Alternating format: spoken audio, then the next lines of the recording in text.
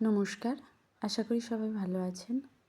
আগের দিন আপনাদের বলেছিলাম কিছু কিছু ক্ষেত্রে বাচ্চার মোবাইল দেখাই ভালো, তবে কি তাদের নজরদারির মধ্যে রাখতে হবে। আজকে জানাবো কি কি বিষয়ে বাচ্চারা মোবাইল দেখবে। যেমন মোবাইলে যদি ওরা ইউটিউব বা এই ধরনের কোনো জিনিস দেখে, তো সেখানে ছবি আঁকা শেখানোর ভিডিও থাকতে পারে। ছোট ছোট বাচ্চা, ওর বয়স উপযোগী, আপনার বাচ্চার বয়স যেমন, আপনি সেরকম ভিডিও সার্চ করে দেবেন। আপনি সিলেক্ট করে দেবেন কোন ভিডিওটা ও দেখবে, সেই ভিডিও দেখতে পারে। এছাড়া কবিতা শেখা, আবৃত্তি শেখা, বা কিছু ক্ষেত্রে কিছু হয়তো পছন্দের গানের নাচা, এইগুলো বাচ্চারা দেখতে পারে, করতে পারে। ওরা একটু নিজেদের অ্যাক্টিভিটির মধ্যেও থাকলো।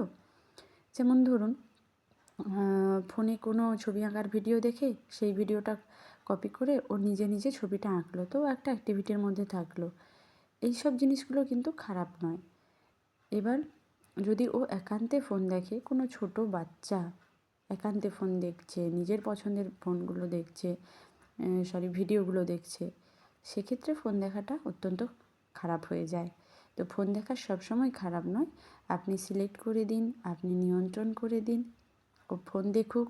ফোন থেকে শেখারও অনেক বিষয় আছে, সেগুলো শিখুক, জানুক, এক্সপ্লোর করুক। এভাবে করলে ওর ফোন দেখাটাও ওর উন্নতির কারণ হয়ে দাঁড়াবে। ভালো থাকবেন।